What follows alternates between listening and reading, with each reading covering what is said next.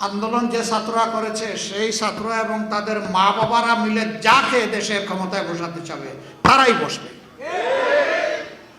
Doctor Yunus যদি এটা করে থাকেন আমি এইটারও নিন্দা জানাই, এবং এই আত্মস্বীকৃতির মধ্যে দিয়ে এটা প্রমাণিত হলো যে ইঞ্জিনিয়ারিং এর কথা নির্বাচনে উঠেছে সেটা সত্য।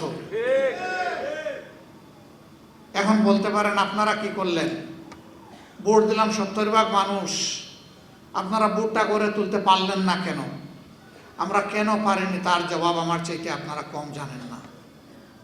তবে এটা ঠিক, আমি সেদিন পার্লামেন্টে বলেছিলাম গুগু বারবার ধান খেতে আসে, কিন্তু কপাল যখন মন্দ হয় তখন কিন্তু জালে বেঁধে যায়। ইনশাল্লাহ গুগু বেঁধে যাবে, দেরি হবে না ইনশাল্লাহ।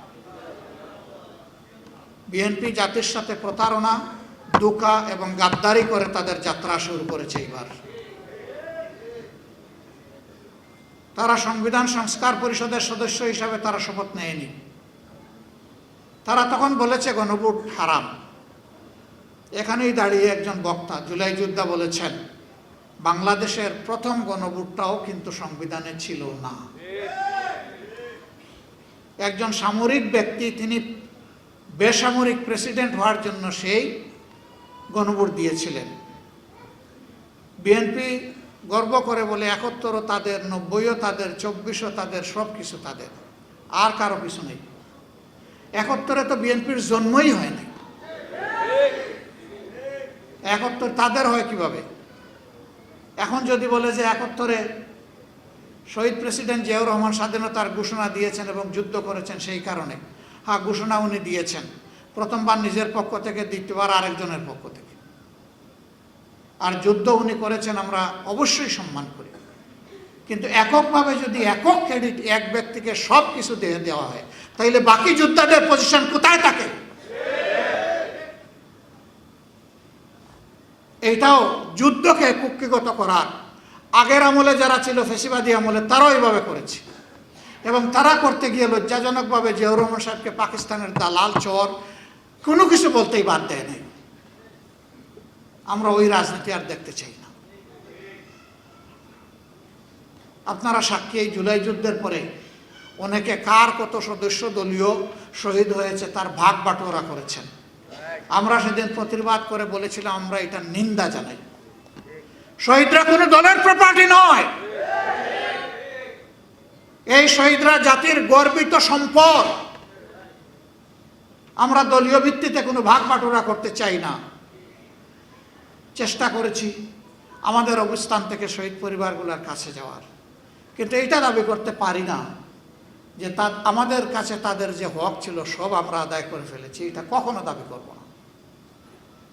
তবে এইটা নির্দ্বিধায় বলবো, আগেও বলেছি এখনো বলছি, ছিলাম আপনাদের সাথে পরিবারের সদস্য হিসাবে, এখনো আছে এবং থাকবো ইনশাআল্লাহ।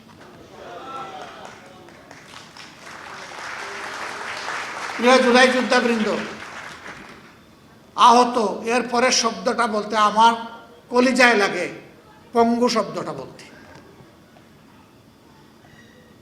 আমি 7 তারিখ ঢাকা মেডিকেল কলেজে গিয়েছিলাম আহত ভাই বোনদের দেখতে।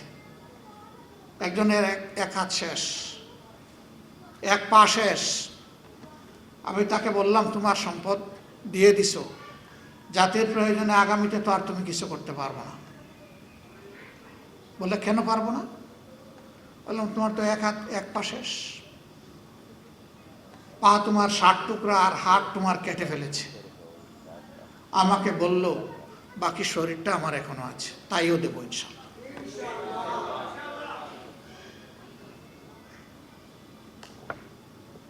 এই ভাইদের প্রতি, এই বোনদের প্রতি আমরা গভীরভাবে কৃতজ্ঞ। জীবনের সব কিছু দিয়েও তাদের ঋণ পরিশোধ করা সম্ভব নয়।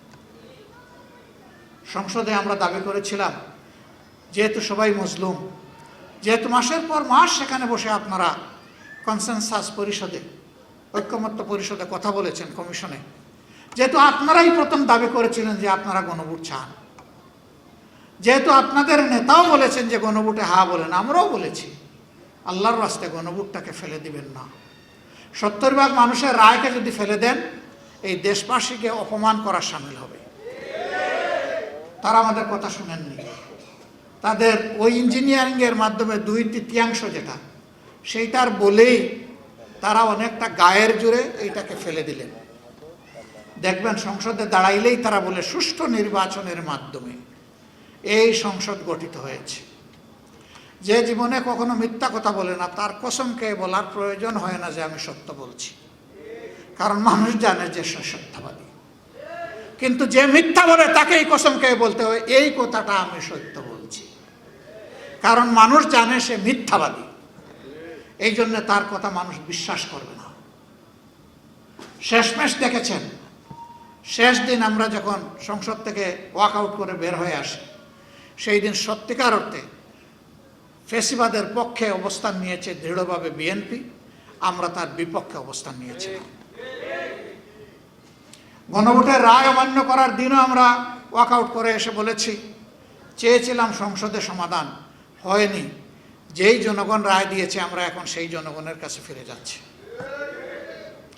আর যেদিন এই সমস্ত কমিশনগুলো, আমার 2-1 বন্ধু বলেছেন, আমি নাম নিচ্ছি না, নিতে কোনো অসুবিধা নাই, গুম কমিশন, মানবাধিকার কমিশন, তারপরে আপনার এই কি বলে পুলিশ সংস্কার কমিশন, পিএসসি, যেগুলো মানুষের জীবনের সাথে সম্পর্কিত, দুদক মানুষের নিরাপত্তার সাথে সম্পর্কিত, ফ্যাসিবাদকে ঠেকায় দেওয়ার জন্য প্রয়োজন, এই সব কিছু অবলীলায় ওই গায়ের জোরে আবার ওই 2/3, গায়ের জোর মানে 2/3, ওই 2/3 বলে তারা ফেলে দিল। 40 মিনিটের ডিবেটে আমরা যখন বুঝতে পারলাম যে তারা বিচার মানে কিন্তু তাল গাছটা ছাড়বে না, তখনই আমরা ধিক্কার এবং নিন্দা জানিয়ে এই সংসদ থেকে বের হয়ে এসেছি। আমরা ফিরে এসেছি আপনাদের কাছে। আমরা কথা দিয়েছিলাম, আমরা যদি সরকার গঠন করতে পারি আপনাদের রায়ে, তাহলে আমরা এই সমস্ত ওয়াদা আমরা বাস্তবায়ন করব। বিএনপি ওয়াদা দিয়েছিল 31 দফা সংস্কারের কথা বারবার বলে, এর প্রথম দফাই ছিল সংবিধান সংস্কার করবে তারা। এখন তারা তার বিপক্ষে অবস্থান নিয়েছে। সুতরাং তারা শুধু জাতির সাথে না, তাদের যে সংস্কারের দফা সেইটার সাথেও তারা কিন্তু বিশ্বাসঘাতকতা করছে। নির্বাচনী ইশতেহারে বলেছিল যে কোথাও কোনো স্তরে স্থানীয় সরকার পর্যায়ে কোনো অনির্বাচিত প্রতিনিধি তারা মানবে না, যদি না ওই জায়গায় কোনো নির্বাচিত প্রতিনিধি মারা যান কিংবা তিনি আইনের যারা দণ্ডিত হন, তার কোনো কিছুই ঘটেনি। এখন সব জায়গায় বাংলাদেশ ব্যাংক থেকে শুরু করে ক্রিকেট বোর্ড, তারপরে জেলা পরিষদ, বেমালুম শুরু হয়েছে, বিশ্ববিদ্যালয়, সব জায়গায় এখন কু শুরু হয়েছে, অভ্যুত্থান বিএনপি শুরু করে দিয়েছে। সেই আওয়ামী ফ্যাসিস্ট বাকশালী কায়দায় আবার সেই একদলীয় শাসন বাংলাদেশের জনগণের ঘাড়ে তারা চাপাতে চায়। একটা জীবন আল্লাহ দিয়েছেন, লড়াই করব, জীবন দিব, শহীদ হব, মিথ্যার সাথে অন্যায়ের সামনে ইনশাআল্লাহ তাআলা লাজিম মাথা নত করব না, সংসদেও করব না, রাজপথেও করব না। কি হবে? শেষ পর্যন্ত এক ভাই বলছে ফাঁসিতে ঝুলাবে, ঝুলাক, হাসতে হাসতে ফাঁসির তক্তার উপর দাঁড়াবো ইনশাআল্লাহ। ওগুলো আমরা পরোয়াই করি না। প্রিয় ভাই বোনেরা, আপনাদের অন্তরের ব্যথা একেবারেই সত্য কথা, শতভাগ বুঝতে পারবো না, ইম্পসিবল। কারণ আমার কোনো সন্তান 24-এ শহীদ হয়নি, আমি নিজে গুলিতে আহত হইনি, আমার হাত পা ভেঙে টুকরা টুকরা হয়নি। সুতরাং যাদের কলিজার টুকরা শহীদ হয়েছে, যারা লড়াই করতে গিয়ে নিজেরা আহত হয়েছে, তাদের দুঃখটা তারাই 16 আনা বুঝতে পারবে, আমি পারবো না। কিন্তু মানুষ হওয়ার কারণে আল্লাহ যে মানবিক মনটা দিয়েছেন, এইটা দিয়ে চেষ্টা করি যে দেখি এই দুঃখী মানুষগুলার কিছুটা হলেও দুঃখ বুঝতে পারি কিনা। সম্মানিত ভাই বোনেরা, সেদিন একটা মব সৃষ্টি করা হয়েছে পার্লামেন্টের ভিতরে। আপনারা বাইরে একটার কথা বলেছেন, ভিতরে এদেরকে দাওয়াত দিয়ে খেয়ে নিয়ে গেল। কোনদিন, হ্যাঁ, সেদিন ছিল চাকরিতে, সরকারি চাকরিতে প্রবেশের সর্বশেষ বয়সসীমা কি হবে, এইটা কনসেনসাস পরিষদে ঐকমত্য কমিশনে একমত হয়েছি আমরা সবাই যে এটা 32-এর পরিবর্তে 32 বছর হবে। সেখানে তারা কিছু লোককে জুলাই যোদ্ধা হিসাবে নিয়ে বসালো দর্শক গ্যালারিতে, ভিআইপি গ্যালারিতে। We are pleased. জুলাই যোদ্ধারা আসছে, এটা তো আমাদের জন্য খুশির ব্যাপার। তারা এই পার্লামেন্ট দেখবে, জাতি এবং জনগণের জন্য এখানে কি করা হচ্ছে তারা দেখে যাবে। কিন্তু হঠাৎ করে দেখি এই এজেন্ডা যখন আসে, তখন সরকারি দল থেকে তাদেরকে ইশারা দেওয়া হয়, অথচ পার্লামেন্টে দর্শক গ্যালারির দিকে চাওয়াও নিয়ম নাই। দর্শক এসেছে দর্শন করার জন্য, অবজার্ভ করার জন্য, এটা তাদের দায়িত্ব। তখনই আমরা বুঝলাম যে এটা পাতানো। এর আগে 2-1টা বিল পাশ হয়েছে যেগুলোর কোনো কাগজপত্র আমাদেরকে দেওয়া হয়নি, আমরা হাত তুলিনি। এরপরে এই বিলটা যখন এসেছে তাও আমরা বুঝিনি এটা কি করতেছে। ওখানে কিছু নাই তো লেখা, 32, 33, 31, 30 কিছুই লেখা নেই। একটা মেমো আছে, অত দ্বারা অত দ্বারা অত দ্বারা, অথচ আমাদের সামনে কোনো কাগজ নাই, আমরা হাত তুলিনি। সরকারি দল থেকে আমাদেরকে খোঁচা দিয়ে বলা হলো, হ্যাঁ জুলাই যোদ্ধারাও এখানে আছেন, আপনারা এটাতেও হাত তুললেন না। আমরা বললাম কিসে হাত তুলব? যে জিনিসে হাত তুলবো এটাই তো আমাদের সামনে নাই, কোনো কাগজপত্র নাই। আমাদেরকে অন্ধকারে রেখে এইভাবে তারা ব্ল্যাকমেইলিং করতে চেয়েছে। আমরা তাদের ব্ল্যাকমেইলিংয়ের পাতা ফাঁদে পা দেই নাই। সম্মানিত ভাইরা, যেগুলাতে একমত হয়েছে, জাতির সামনে হয়েছে, আমরা সেখানে তো কোনো বাধা দেইনি, সমর্থন দিয়েছি। কিন্তু যেগুলা জাতির বিরুদ্ধে, অন্তর্বর্তী সরকার এসে যেগুলা সংশোধনের জন্য তারা প্রজ্ঞাপন জারি করলো অধ্যাদেশ দিয়ে, সেই জায়গাগুলোই বিএনপি এখন রেখে দিতে চায়। এটা নিঃসন্দেহে তারা ঘোষণা দিচ্ছে যে তারা আবার ফেসিবাদ কায়েম করতে চায়। ইনশাল্লাহ দিব না। ত্যাগ এই দেশবাসী স্বীকার করেছে, করব ইনশাল্লাহ। সর্বশেষ কি হয়েছে দেখেন, এতটুকু জায়গাও ছাড়ার কলিজা তাদের হলো না। জুলাই জাদুঘর, এটা জুলাইয়ের একটা বাস্তব চিত্র। আমি সেখানে গিয়েছিলাম, নাহিদ ইসলাম ছিলেন, আমরা এখানে ঘুরে এসেছি। ওখানে আয়নাঘরটাও আছে, গেলে দেখবেন কি জিনিস, একটা কবর, অন্ধকার একটা কবর, কবরের সমান একটা জায়গায় একটা মানুষ থাকে, খায়, ঘুমায়, পেশাব পায়খানা গোসল সব কিছু ওই জায়গার মধ্যে, একটা কবর। সেইগুলো ওখানে তুলে ধরা হয়েছে। এই জাদুঘরটা হবে জাতির সম্পদ। ঐকমত্য পরিষদে বসে একমত হয়েছে, আবার সংসদের বিশেষ কমিটিতেও সবাই একমত হয়েছে যে যেভাবে প্রস্তাবনা এসেছে অনুকূল অবিকল রেখে, অনুরূপ এবং অবিকল রেখে সেইটাই পাশ হবে। হঠাৎ করে সংসদের ভিতরে সমস্ত রেওয়াজ রীতিভঙ্গ করে সরকারি দলের একজন এখানে সংশোধন দিয়ে বসলো, আমরা কিছুই জানি না।